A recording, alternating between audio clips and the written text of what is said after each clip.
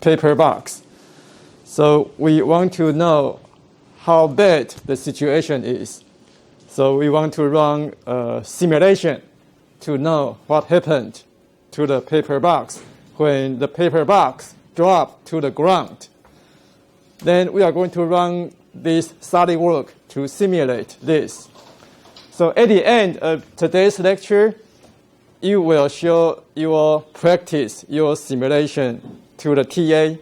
Then you will get today's credit, the 15 points, and go home happily with this credit.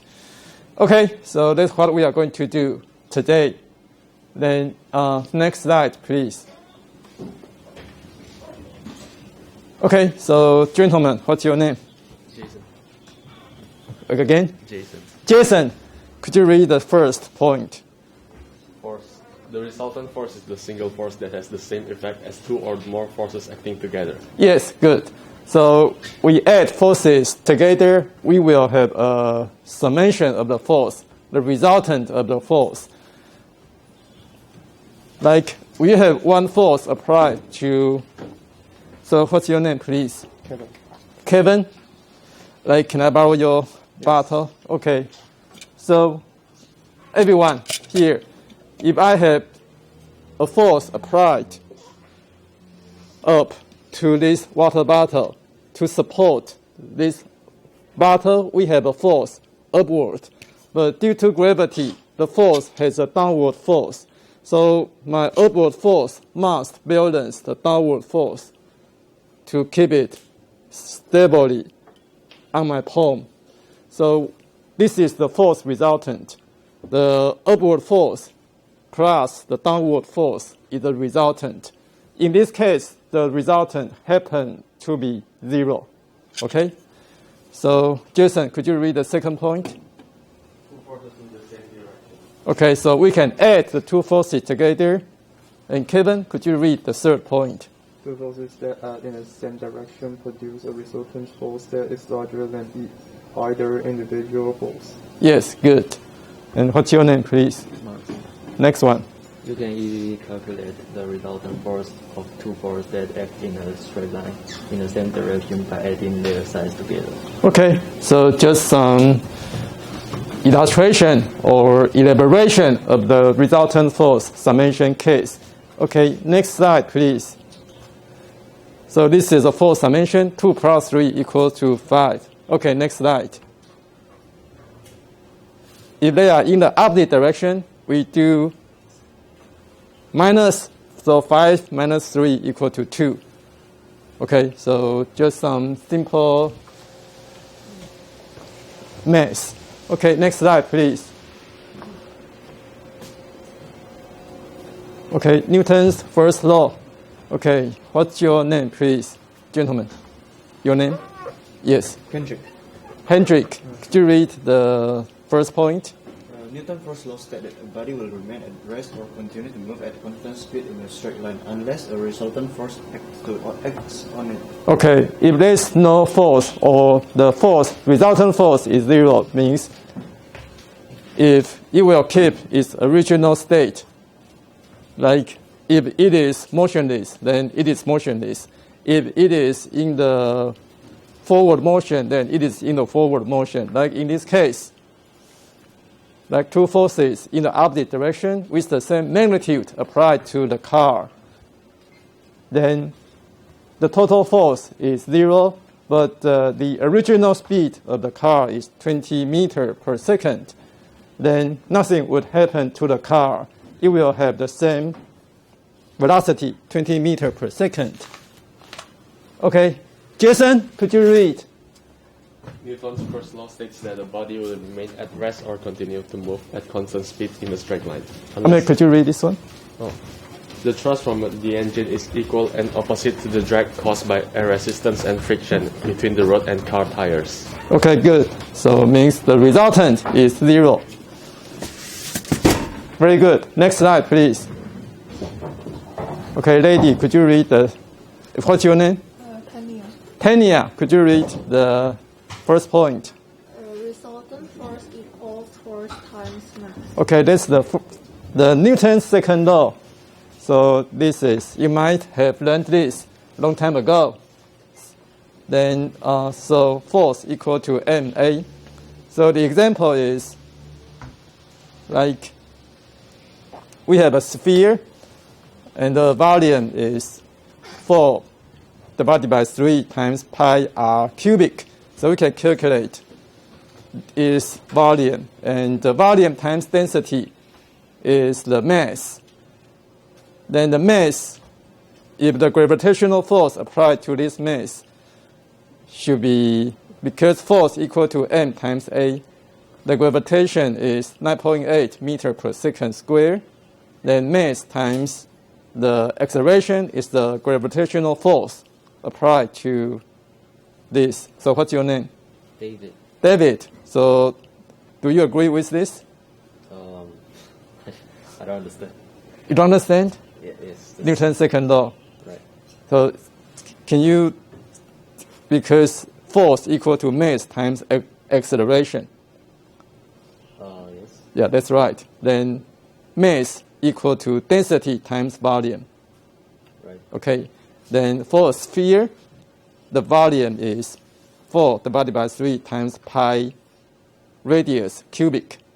Okay. If you know the radius, you can use this to calculate the total volume. And the total volume times density should be the total mass. Okay? Then if you have mass, and we know the gravitational constant on the Earth is 9.8 meter per square second. Okay? So we know the acceleration, we know the mass. Like I drop, we have the mass, we know the gravitational constant. So we know the gravitational force applied to the pencil. The force will make this mass drop to the ground. Okay, so now do you get it? Yeah. Good. Okay, so next slide, please. Then you have a box, and this box, we allow this box to drop to the ground. Then you want to know what's when the box drops to the ground, there is a force from the ground applied to the box. But there's a gravitational force applied to the box too. So at the instant of impact, this paper box would experience some force from the ground and also the gravitational force. We want to know what happened to the paper box, because we know we will have deformation in the box. We have stress in the box. Like Jason, could you stand up, please? I want you to help me. Okay, come over here, please. So, like, he has a mass inside, a lot of cells, muscle, skeleton. So if I apply a force to him, he is going to experience the force here. Then there's a deformation. Also, there's a stress. What do we mean by stress is force divided by the area. So if I apply a force divided by the area I applied to his forearm, then say the area is 3 centimeter square, and the force is 1 Newton. Then the stress is force divided by the surface area. So it's 1 divided by 3 is 0.33 Newton per square centimeter. So that is the stress. So a force 3 Newton applied to the pencil, and the force 3 Newton applied to his forearm is different because the surface contact area here is very small. So the stress is very large at the tip. But the same force applied to his forearm, the contact area is large. So the stress here is small. So in this case, the same force, large contact area, stress is small. So do you feel, and if the force is the same, but the contact area is small, then the stress is large. So do you feel the difference? Yeah. So which one do you feel more gentle? The palm. Yeah, the palm. So sit down, please. Okay, so he feel it's like gentle touch with large contact area, but sharp, like acute touch from the tip. So that's the concept of stress. Large stress, you won't feel comfortable. Small stress, you feel better. So in this case, the paper box dropped to the ground. We will have stress in the paper box. Large stress will damage the paper box, but small stress, probably the paper box will be okay. So that's what we are going to do today. We are going to use SolidWorks to simulate the drop of the paper box to know what happened to the paper box. Then the TA will go through the simulation shortly. Then after that, you can follow the PPT, and we have the YouTube video. So we could also follow the YouTube video. But I'm not sure, do we have YouTube video? Okay, today we don't have it, but we will post the video later today. So please watch carefully the demonstration by the TA, and after that, you can follow the instruction steps with the PPT, and the two TAs will go around to help you. Okay? Any problem so far? And today, after you finish this practice, you are free to go home. And please remember to show your result to TA, and TA will mark your credits for what you earned today. Okay? TA, please go to SolidWorks and change the interface to English.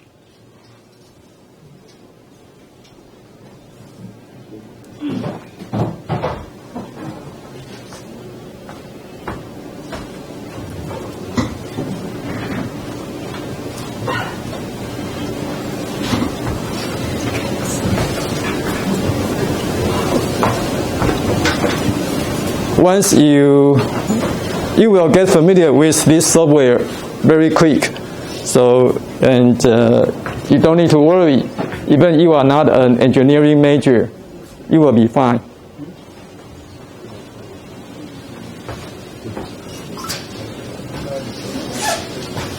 Is this your first time to learn to use the engineering software? Okay.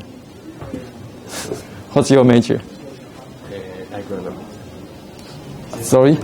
It's a part of agriculture. Agriculture. Okay. So it's about gardening? Not really. Not really. Food crops. Food science. No, not food science. We study about food crops. Oh, Like rice. tuber crops. Okay. And special crops like oil for oil, and sugar crops. Oh, it's like we can get oil, sugar from the crops. Yeah. Okay. Sounds exciting. Are you a freshman? No. Junior? Third year. Oh, junior. Third year. Third year. Yeah. Freshman, first year. Sophomore, second year. Junior, third year. Senior, fourth year. Okay. It may take a while for SolidWorks to start up. Okay. Okay. So first, you could assign the unit you want to use. So usually we use meter, kilogram. Then after that, you could go to create. We need to select a surface to draw the part. So you can select the front surface, front plane to start with. Then draw a rectangle. Yes. Then assign the dimension to the rectangle. Don't worry, if you cannot catch up, you can follow the PPT. We have the steps on the PPT. Okay, assign the dimension. Then you can do extrusion to create the cubic. And assign the depth, the thickness of the cubic or the solid body.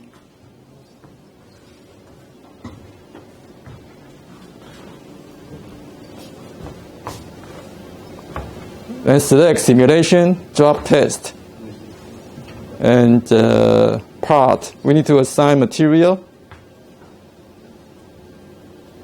You can assign the material you want.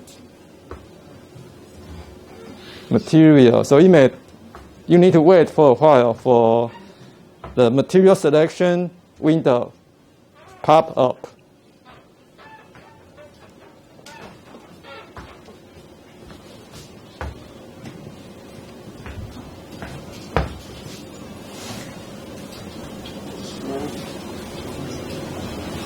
So in this course, as long as you finish 7 practices, you will get 100 scores.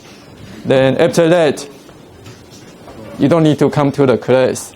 But if you want to learn more, you are welcome.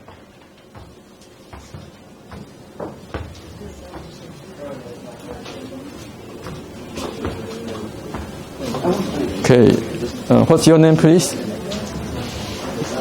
Yeah, your name.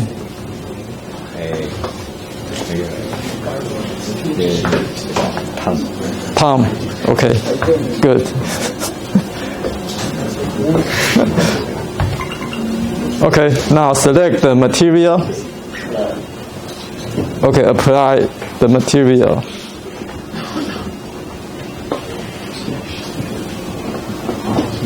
Then create a mesh.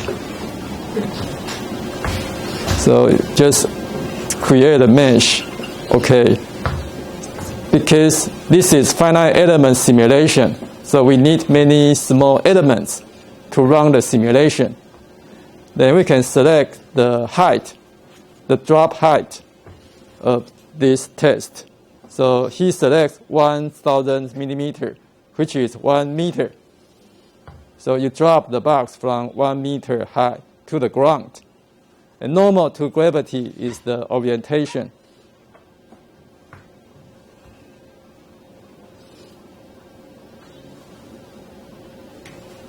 So run the simulation.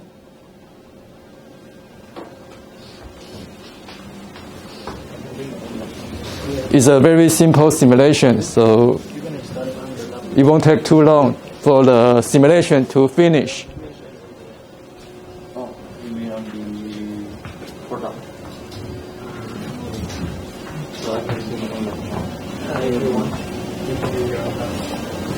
Some students might want to take video, use your cell phone to record the steps. It's okay too. It may help you.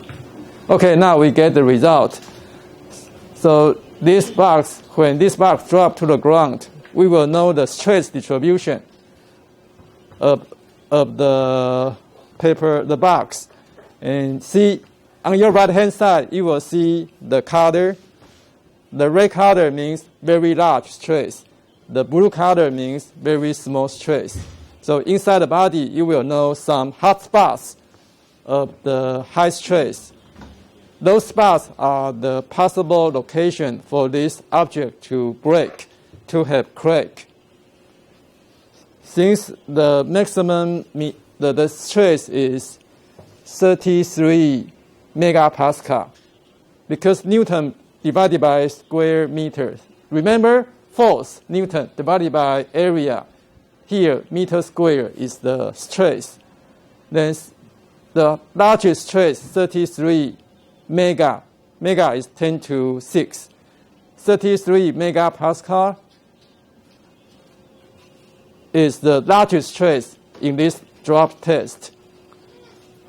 So for this material, do you know which material do you select?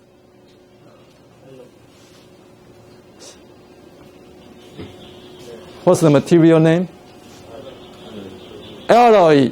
1060 alloy is aluminum. So for aluminum to break, to have crack, to damage, the minimum stress might be, say, 120 megapascal. So in this case, 34 megapascal in this aluminum box, solid body. So probably, is it safe? Is it fine? Because the largest stress is less than the minimum damage stress of this aluminum alloy. So probably you should be happy. Your cell phone, for example, if this is your cell phone, it should be fine to drop 1 meter height. Okay?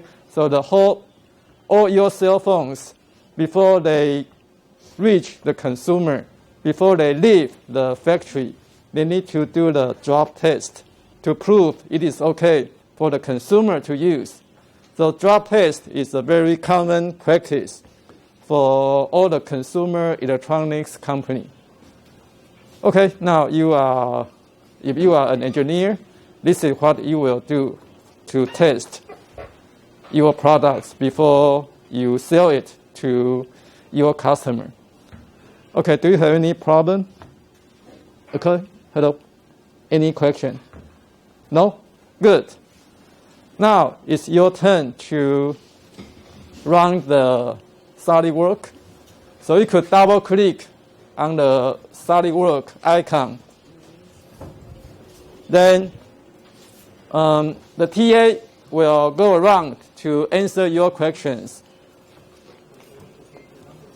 And you could download the PPT from iLearning. Do we have this PPT on iLearning? Okay. So could you go around to help them to download the PPT and to help them with their questions? You could raise your hand if you have any question, you need any help from TA. And here is your list with all your name and ID. So if they finish their simulation, put a mark. So for the first one,